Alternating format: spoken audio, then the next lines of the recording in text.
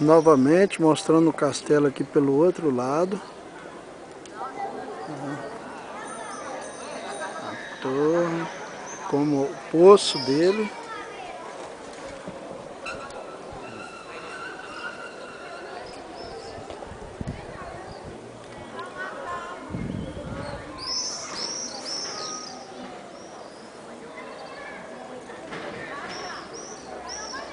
A via lateral. Aqui é a Dona Maria Aparecida. Tchau! Dona Maria Aparecida.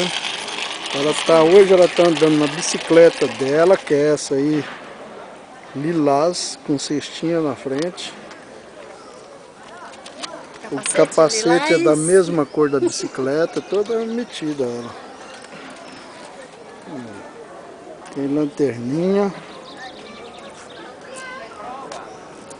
Essa aqui é a praça em frente ao castelo. Povo aqui andando de bicicleta, barzinho para tomar café, que eu também vou tomar um. Tem uma banda ali que vai tocar uma música, nós vamos filmar ela. E essa é a praça do Castelo Francesco